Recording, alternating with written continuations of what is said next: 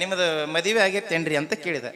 ಇನ್ನು ಇಲ್ರಿ ಅಣ್ಣಾರು, ಇನ್ನು ಡಿಗ್ರಿ ಓದಬೇಕು, ಅವೇನನ್ನದವ್ರು ಓದವು, ಅದೆಲ್ಲ ಓದಬೇಕು, ಆಮೇಲೆ ನೌಕರಿ ಬರಬೇಕು, ಸ್ವಂತ ನನ್ನ ಕಾಲ ಮೇಲೆ ನಾನು ನಿಂದಿರ್ಬೇಕು, ಆಮೇಲೆ ನಮ್ಮಪ್ಪ ಎಂಥವರ ನೋಡ್ತಾನೆ ಆ ವರ ನೋಡಿ ನಾ ಮದುವೆ ಮಾಡ್ಕೋಬೇಕ್ರಿ ಅಣ್ಣವ್ರಿ ಅನ್ಲಕ್ಕಿ.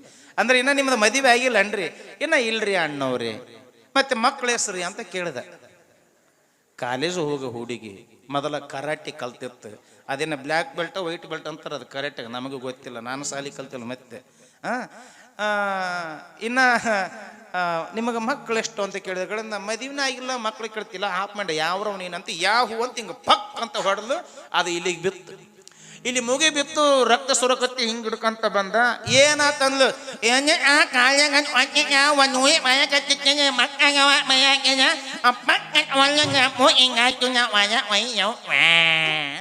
ಕೊಡಬೇಕಂತ ಹೇಳ್ತಾರೆ ಜ್ಞಾನಿಗಳು.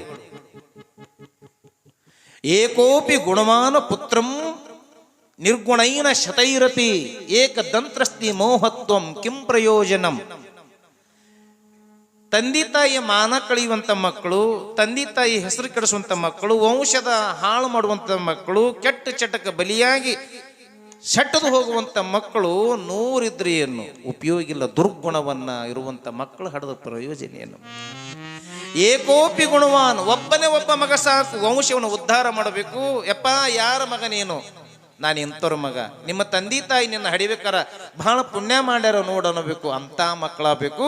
ಅಂತ ಮಕ್ಕಳ ಆಗಬೇಕಾದ್ರೆ ಏನು ಮಾಡಬೇಕಂದ್ರೆ ಕವಿ ಹೇಳ್ತಾನೆ, ಏಕೋಪಿ ಗುಣವಾನ ಪುತ್ರಮ್ಮ ನಿರ್ಗಣೈನ ಶತೈರ್ಪಿ ಏಕದಂತ್ರಸ್ತಿ ಮೋಹತ್ವಂ ಕಿಂ ಪ್ರಯೋಜನಂ ಅಮೃತಂ ಬಾಲ ಭಾಷಿತಂ ಆದೊಡೆ. ಸಣ್ಣ ಸಣ್ಣ ಮಕ್ಕಳು ಇಲ್ಲೆಲ್ಲ ಅದಾವು ಮಾತಾಡ್ತಾವ. ಈ ಮಕ್ಕಳು ಮಾತಾಡೋದೇನಂದ್ರ ಅಮೃತದಲ್ಲಿ ಜೇನು ಸವಿದಂತೆ. ಆ ಮಕ್ಕಳು ಏನು ಮಾತಾಡಿದ್ರೆ ಚಂದನೆ. ಅಮೃತಂ ಬಾಲ ಭಾಷಿತಂ ಆದರೆ, ದೀರ್ಘ ಎಳಿತನ ಕವಿ, ಆದೊಡೆ ಚಿಕ್ಕಂದಿನೋಳು ಅಕ್ಕರೆಯ ವಿದ್ಯೆಗಳ ಅರಿಪ ತಿರ್ದಡೆ ಕೊಂದಂ ಅಂತ ಹೇಳ್ತದೆ ಶಾಸ್ತ್ರ.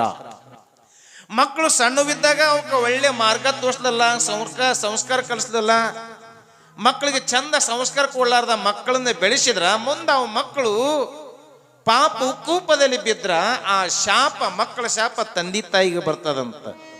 ಅದಕ್ಕೆ ಮಕ್ಕಳಿಗೆ ಸಂಸ್ಕಾರ ಕೊಡಬೇಕು. ಯಾವಾಗ ಸಣ್ಣದಾಗ, ಈಗ ಅವ್ ತಿಳಿತೈತೋ ಇಲ್ಲ, ಕರ್ಕೊಂಬರಿದ್ದೇನ, ಕರ್ಕೊಂಬರಿ. ಎರಡು ಮಾತು ಕೇಳ್ತಾವಲ್ಲ, ಅದೇ ಪುಣ್ಯ ಸಂಪತ್ತು. ಬಿತ್ತಿದ ಕ್ಷಣ ಬೆಳೆ ಬರೋದಿಲ್ಲ, ಕಾಯಬೇಕು. ಹೊಲಕ್ಕ ಬೀಜವನ್ನು ಅಂಕುರಿಸಿದಾಗ ಮಾತ್ರ ಬೆಳೆ ಬರೋದಿಲ್ಲ. 6 ತಿಂಗಳ 7 ತಿಂಗಳ ಹಿಂಗೇನು ದಿನಗಳು ಕಾಯ್ಬೇಕಲ್ಲ, ಹಂಗ ಮಕ್ಕಳಿಗೆ ಸಂಸ್ಕಾರ ಕೊಡಬೇಕು. ಯಾವಾಗ ಕೊಡಬೇಕು? ಹೊಟ್ಟಾಗಿದ್ದಾಗ ಕೊಡಬೇಕು. ಸಾಧ್ಯವಾಗಿಲ್ಲ ಹುಟ್ಟಿ ಬಂದ ಮೇಲೆ ಕೊಡಬೇಕು.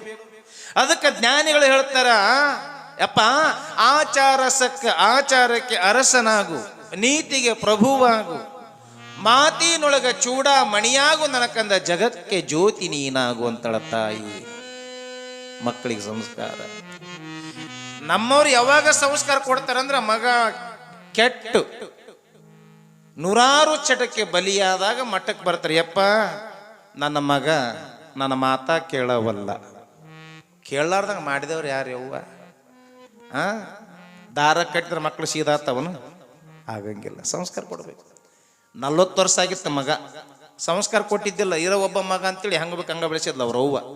40 ವರ್ಷಕ್ಕೆ ಬಂದಿದ್ದ ಮಗ ಅವ. 40 ವರ್ಷ ಏನು ಇಲ್ಲ, ಊಟ ಮಾಡಬೇಕು, ತಿಪ್ಪಿಗೆ ಹೋಗ್ಬೇಕು, ಮನೆ ಮುಂದೆ ಕಟ್ಟಿತ್ತು, ಕಟ್ಟಿ ಮೇಲೆ ಕುಂತು ಬಿಡ್ದು ಹಿಂಗೆ ಪ್ಯಾರಲಿಸ್ ಅಟ್ಯಾಕ್ ಆದ್ರಾಗತ್ತ. ಒಬ್ಬನ ಕುಂದ್ರದ. ಊರಾಗ ಪುರಾಣ ನಡೆದ್ರೆ ಪುರಾಣಕ್ಕೆ ಹೋಗ್ತಿದ್ದಿಲ್ಲ, ಹುಡುಗರು ಆಡ್ತಿದ್ದು ಅಂದ್ರೆ ಅದಕ್ಕೆ ಓದ್ತಿದ್ದಿಲ್ಲ, ಆಟದ ಮೈದಾನಕ್ಕೆ ಓದ್ತಿದ್ದಿಲ್ಲ, ಯಾರು ಕೂಡ ಬರ್ತಿದ್ದಿಲ್ಲ. ಉಣಬೇಕು, ತಿಪ್ಪಿಗೆ ಹೋಗ್ಬೇಕು, ಕಟ್ಟಿ ಮುಂದೆ ಕುಂದ್ರಬೇಕು, ರಾತ್ರಿ ಆದಗಳಿಂದ ಮತ್ತೆ 3 ಸೇರು ಹೊಡೆತ ಹೊಡೆದು ಮಕ್ಕಬೇಕಿದೆ.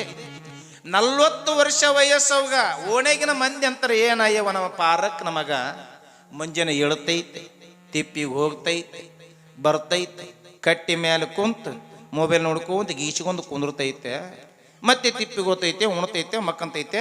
ಹಿಂಗ ಆತಂದ್ರೆ ಇವ ಹುಚ್ಚಾತಾನ. ಏನು ಮಾಡ್ಬೇಕಂತೇಳಿ ಓಣ್ಯಾಗಿನ ಮಂದಿಗೆ ಬೇಸರ ಆತವ ಕಟ್ಟಿ ಮೇಲೆ ಕುಂದ್ರದ. ತಿಳ್ಕೊರ್ರಿ, ಎಲ್ಲ ಒಂದು 5-6 ಮಂದಿ ಹೆಣ್ಮಕ್ಳು ಹೊತ್ತು ಮುಳಿಗೆ ಎಲ್ಲರೂ ಕೂಡಿದ್ರು, ಏನ ಯವ್ವ ಪಾರಕ್ಕ ನಿನ್ನ ಮಗ ಉಣ್ತೈತೆ, ತಿಪ್ಪಿಗೆ ಹೋಗ್ತೈತೆ, ಕಟ್ಟಿ ಮೇಲೆ ಕುಂದಿರ್ತೈತೆ, ರಾತ್ರಿ ಚಾಪೆ ಹಶ್ವ ಮಕ್ಕಂತೈತೆ, ಮತ್ತೆ ಮುಂಜಾನೆ ಹೇಳ್ತೈತೆ, ಮತ್ತೆ ತಿಪ್ಪಿಗೆ ಓತೈತೆ, ಮತ್ತೆ ತಿಂತೈತೆ ಕುಂದಿರ್ತೈತೆ. ಹಿಂಗೆ ಆದ್ರೆ ಹೆಂಗ ನಿನ್ನ ಮಗ? ನೌಕರಿ ಇದ್ದವ್ರಿಗೆ ಕನ್ಯೆ ಸಿಗವಲ್ಲವು, ನಿನ್ನ ಮಗನಿಗೆ ನೌಕರಿ ಸಹಿತ ಇಲ್ಲ. ಹಿಂಗಾದ್ರೆ ಸ್ವಲ್ಪ ಕಲಿಸ್ಬೇಕು, 4 ಮಂದಿಗೆ ಬೆರಿಬೇಕು ಮಕ್ಕಳು. ಜಾತ್ರೆಗಳು, ಪುರಾಣಗಳು, ಇಲ್ಲ ಹುಡುಗರು ಏನು ಕ್ರಿಕೆಟು ಅವೇನು ಕಬಡ್ಡಿ ಅವು ಆಡ್ತಾವಲ್ಲ ಅದ್ರಾಗ ಬೆರೆಸ್ಬೇಕು. ಅವಾಗ ಇಲ್ಲವ ನನ್ನ ಮಗ ಒಬ್ಬನೆಲ್ಲ ಭಾಳ ಸೂಕ್ಷ್ಮಿಯಾಗಿ ಬೆಳೆಸಿನಂದ್ಲು. ಹೆಂಗೆ ಬೆಳೆಸೋಣ? ಸುಖಸುಮ್ಮಿಯಾಗಿ ಹಂಗ ಬೆಳೆದ ನಾವ ಇಲ್ಲ ಬೇ. ಹಂಗಾದ್ರ ಒಬ್ಬ ಮನುಷ್ಯ ಅತಿ ಏಕಾಂತವಾಗಿದ್ನಂದ್ರ ಹುಚ್ಚ ಆಗತ್ತಾನ, ಇಲ್ಲ ದೊಡ್ಡ ಜ್ಞಾನಿ ಆಗ್ತಾನ. ಇವನಿಗಂತೂ ಜ್ಞಾನಿಯಾಗ ಲಕ್ಷಣ ಇಲ್ಲ, ಹುಚ್ಚಿಡ್ತೈತೇವೆ. ಮುಂದೆ ಯಾರು ಕನ್ಯೆ ಕೊಡಂಗಿಲ್ಲ ಅಂದಾಗ ಹೌದಾ ಇವ ಆಯ್ತು ನಾಳಿಂದ ಕಲಿಸ್ನಂದ್ಲು. ಯಾರಿಗೆ? ಮಗನಿಗೆ. ಎಷ್ಟೈತಿ ವಯಸ್ಸದಕ್ಕೆ? 40. ಎಲ್ಲರೂ ತಮ್ಮ ಮನೆಗೆ ಹೋದ್ರು. ಹೆಣ್ಮಗಳು ಬಂದ್ಲು. ಯಪ್ಪ ಓಣೆಗಿನ ಮಂದಿ ನನಗೆ ಉಗಳಕತ್ಯಾರ. ಯಾಕೆ ಬೇ ಅಂದ. ಅಲ್ಲ ಉಣ್ತಿದ್ದಿ, ತಿಪ್ಪಿಗೆ ಹೋಗ್ತಿದ್ದಿ, ಇಲ್ಲೇ ಕುಂದಿರ್ತಿದ್ದಿ, ಊರಾಗ ಪುರಾಣಕ್ಕೆ ಹೋಗಂಗಿಲ್ಲ, ಮಠ ಮಂದಿರಕ್ಕೆ ಹೋಗಂಗಿಲ್ಲ, ಜಾತ್ರೆಗೆ ಹೋಗಂಗಿಲ್ಲ, ತಿನ್ನೋದು ಬೀಳೋದು ಕುಂದ್ರೋದು ಇಷ್ಟ ಆತಲ್ಲ. ಹಿಂಗಾದ್ರ ಮುಂದೆ ನಿನ್ನ ಗತಿ ಏನು? ನಾನೇನು ಮಾಡಲಿ, ಯಾವಾಗಾರ ಕಳಿಸಿದೇನ ಅಂತ ಅವಾಗ ಕೇಳಿದೆ. ಇಲ್ಲ ಯಪ್ಪ ತಪ್ಪ ನಂದೈತೆ, ಈಗ ಒಂದು ರೊಟ್ಟಿ ಮಾಡಿ ನೀವು ಒಂದು 3 ಸೇರು ರೊಟ್ಟಿ ಹೊಡೆದು ಬದ್ನಿಕಾಯಿ ಪಲ್ಯ 3 ಸೇರು ಅನ್ನ ಹೊಡೆದು ಮಕ್ಕ ಮುಂಜಾನೆ ನಾ ಹೇಳಿಕೊಡ್ತೀನಿ ಸಂಸ್ಕಾರ ಅಂದ್ಲು. ಆಯ್ತು, ರಾತ್ರಿ ಒಂದು 16 ರೊಟ್ಟಿ 3 ಸೇರು ಅನ್ನ ಅನ್ಕೊಂತ ಮುಂದೆ ಕಟ್ಟಿ ಮೇಲೆ ಮಲ್ಕೊಂಡ. ಬೆಳಕರಿತು. ತಿಪ್ಪಿಗೆ ಹೋಗಿ ಬಂದ ಜಳಕ ಮಾಡಿ ನೋಡಕ್ಕೆ ದಪ್ಪ ಗಿಪ್ಪ ಸ್ವಲ್ಪ ಚಲೋ ಇದ್ದ, ನೋಡಕ್ಕೆ ಮೈಕಟ್ಟು ಚಲೋ ಇತ್ತು. 3 ಸೇರು ಉಪ್ಪಿಟ್ಟು ತಿಂದ ಬಂದ ವಸ್ಲಿ ದಾಟಿದ. ಅವ್ರವನು ಕೇಳ್ತಾನ, ಯವ್ವ ನಾ ಯಾರನ್ನ ಮಾತಾಡ್ಸ್ಲಿ, ಹೆಂಗೆ ಮಾತಾಡ್ಸ್ಲಿ ಅಂದ. ಆ ಹೆಣ್ಮಗಳು ಅದೇನು ದೊಡ್ಡದ ಯಪ್ಪ, ಏನಿಲ್ಲ, ಹಿಂಗೆ ಓಣಿ ಹಿಡಿದು ಹೋಗು, ಎದುರಿಗೆ ಯಾರು ಬರ್ತಾರ ಮಕ್ಳು ಕೇಳು, ಮದುವೆ ಕೇಳು, ಹಿಂಗೆ ನಿನಗೆ ರೂಢಿ ಆಗ್ತದ, ಮಾತಾಡ್ಸಂತ ಹೋಗು. ಅವನು ಕರ್ಮಕ್ಕ ನಾಷ್ಟ ಮಾಡಿ ಹಿಂಗೆ ಓಣಿ ಹಿಡಿದು ಹೊಂಟ. ಅದು ಆ ಸಮಯಕ್ಕೆ ಒಬ್ಬ ಹೆಣ್ಮಗಳು ತನ್ನ 4 ಮಕ್ಕಳು ಕರ್ಕೊಂಡು ಅಂಗನವಾಡಿ ಶಾಲೆಗೆ ಬಿಡಕ್ಕೆ ಹೊಂಟಿದ್ಲ ಮಕ್ಕಳನ್ನ. ಒಕ್ಕಲ್ತನ ಮಾಡೋ ಹೆಣ್ಮಗಳು, ಕೈಯೆಲ್ಲ ಹೆಂಡೆಗಿತ್ತು. ಇವ ನೋಡಿದ ಫಸ್ಟ್ ಆ ಹೆಣ್ಮಗಳು ಬೆಟ್ಲಲ್ಲ ಇವನು ಕರ್ಮಕ್ಕ. ಹೇ ನಮಸ್ಕಾರ ರೀ ಅಕ್ಕವ್ರೇ ಎಂದ. ಈ ಹೆಣ್ಮಗಳು ನೋಡೇ ಇಲ್ಲಲ್ಲ ಇವನ ಅಂದಕ್ಕೆ.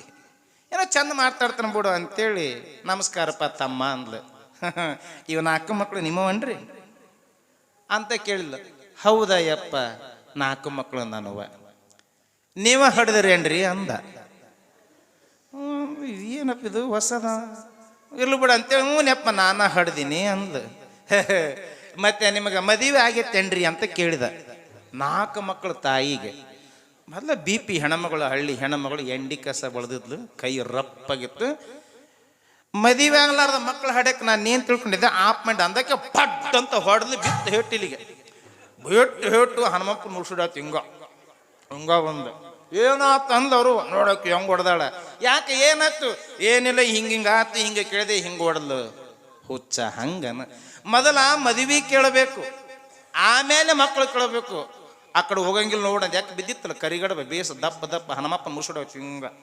ಆ ಕಡೆ ಹೋಗಲ್ಲ ನೋಡಂದ. ಆಯ್ತಪ್ಪ ಶಾಣೆ ಬದಿದಿ ಬಾ, ಹೊತ್ತು ಮಲಗಿದ ಮಕ್ಕ ಅಂತ ತಿಳ್ಕೊಂಡು ಮತ್ತೆ ಊಟ ಮಾಡಿಸಿ ಮಲಗಿದ್ಲು. ಮಲಗಿದ ಮತ್ತೆ ಮರುದಿವ್ಸ ಸೌಂಡ್ ಯಾಕ ಅಮ್ಮಿಂಗ್ ಹೊಡಿತೈತಿ ನೋಡಿ. ಮತ್ತೆ ಮರುದಿವ್ಸ ಎದ್ದು ಒಂದು 25 ಇಡ್ಲಿ ಹೊಡೆದು ಈ ಕಡೆ ಹೋಗ್ಬೇಕಂದ್ರೆ ನೆನಪಾತ ಫ್ಲಾಶ್ ಬ್ಯಾಕ್. ಈ ಕಡೆ ಬಿಡ್ತಾ ಭೇಟ ಅಂತೇಳಿ ಊರು ಹೊರಗೆ ಹಿಂಗೆ ದೊಡ್ಡ ಶೀಟಿ ಊರು ಹೊರಗೆ ಹೋದ. ಅಲ್ಲಿ ಕಾಲೇಜ್ ಗ್ರೌಂಡ್ನಾಗ ಇವು ಹೋದ. ಕಾಲೇಜ್ ಗ್ರೌಂಡ್ನಾಗ ಹೋದ ತಕ್ಷಣಕ್ಕೆ ಒಂದು ಹುಡುಗಿ ಟಿಪ್ ಟಾಪ್ ಆಗಿ ಸ್ಟೈಲ್ ಮಾಡ್ಕೊಂತ ಆ ನೋಟುಬುಕ್ಕ ನಿಂಗೆ ಕೃಷ್ಣ ಚಕ್ರ ತಿರ್ಸುವಂತ ಒಂದು 4 ಕೂಲ್ ಹಿಂಗೆ ಬಿಟ್ಟಿಲ್ಲ ಆ್ಯಕ್ಚುಲಿ ಅಂತ ಸ್ಟೈಲ್ ಮಾಡ್ಕೊಂತ ಹಿಂಗೆ ಹೊಂಟಿದ್ಲು. ಹಿಂಗೆ ಹೋಗೋ ಟೈಮಿಗೆ ಇವ ನೋಡಿದ. ಹೇ ನಮಸ್ಕಾರ ರೀ ಬಾಯರ ಅಂದ. ಆ ಹೆಣ್ಮಗಳು ಕಾಲೇಜ್ ಹೋಗ ಹುಡುಗಿ ನಮಸ್ಕಾರ ರೀ ಅಣ್ಣವ್ರೇ ಅಂತ ಅಂದ. ಇವ್ ನೆನಪತ್ತು ಫ್ಲಾಶ್ ಬ್ಯಾಕ್. ನಿಮ್ಮದು ಮದುವೆ ಆಗೈತೇನ್ರಿ ಅಂತ ಕೇಳಿದ. ಇನ್ನು ಇಲ್ರಿ ಅಣ್ಣರು, ಇನ್ನು ಡಿಗ್ರಿ ಓದಬೇಕು, ಅವೇನನ್ನದವ್ರು ಓದವು, ಅದೆಲ್ಲ ಓದಬೇಕು, ಆಮೇಲೆ ನೌಕರಿ ಬರಬೇಕು, ಸ್ವಂತ ನನ್ನ ಕಾಲ ಮೇಲೆ ನಾನು ನಿಂದಿರ್ಬೇಕು, ಆಮೇಲೆ ನಮ್ಮಪ್ಪ ಎಂಥವರ ನೋಡ್ತಾನೆ ಆ ವರ ನೋಡಿ ನಾ ಮದುವೆ ಮಾಡ್ಕೋಬೇಕ್ರಿ ಅಣ್ಣವ್ರೆ ಅನ್ಲಕ್ಕಿ. ಅಂದ್ರೆ ಇನ್ನು ನಿಮ್ಮದು ಮದುವೆ ಆಗಿಲ್ಲ ಅನ್ರಿ? ಇನ್ನು ಇಲ್ರಿ ಅಣ್ಣವ್ರೆ. ಮತ್ತೆ ಮಕ್ಕಳ ಹೆಸ್ರಿ ಅಂತ ಕೇಳಿದ. ಕಾಲೇಜು ಹೋಗೋ ಹುಡುಗಿ ಮೊದಲ ಕರಾಟೆ ಕಲ್ತಿತ್ತು. ಅದೇನ ಬ್ಲ್ಯಾಕ್ ಬೆಲ್ಟ್ ವೈಟ್ ಬೆಲ್ಟ್ ಅಂತಾರೆ, ಅದು ಕರೆಕ್ಟಾಗಿ ನಮಗೂ ಗೊತ್ತಿಲ್ಲ, ನಾನು ಸಾಲಿ ಕಲ್ತಿಲ್ಲ. ಮತ್ತೆ ಇನ್ನು ನಿಮಗೆ ಮಕ್ಕಳು ಎಷ್ಟು ಅಂತ ಕೇಳಿದ ಕಡೆ ನಮ್ಮ ಮದುವೆನ ಆಗಿಲ್ಲ ಮಕ್ಳು ಕೇಳ್ತಿಲ್ಲ ಆಪ್ ಮಾಡಿ ಯಾವ್ರವ್ ನೀನಂತ ಯಾವ ಹೂ ಅಂತ ಹಿಂಗೆ ಪಕ್ ಅಂತ ಹೊಡೆದು ಅದು ಇಲ್ಲಿಗೆ ಬಿತ್ತು. ಇಲ್ಲಿ ಮುಗಿ ಬಿತ್ತು, ರಕ್ತ ಸುರಕತ್ತಿ ಹಿಂಗೆ ಹಿಡ್ಕೊಂತ ಬಂದ. ಏನಾತಂದ್ಲು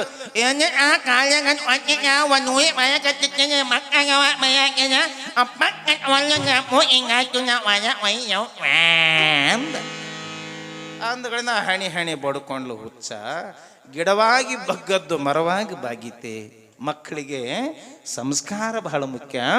ಶರೀಫನಿಗೆ ತಾಯಿ ಸಂಸ್ಕಾರವನ್ನು ಕೊಡ್ತಾಳೆ. ಶರೀಫ, ಹಾಲುಗಲ್ಲದ ಕಂದಮ್ಮ ನನ್ನ ಎತ್ತಿಕೊಂಡು ಕೆನ್ನೆಗೆ ಮುತ್ತಿಟ್ಟಿರುವಂತ ತಾಯಿ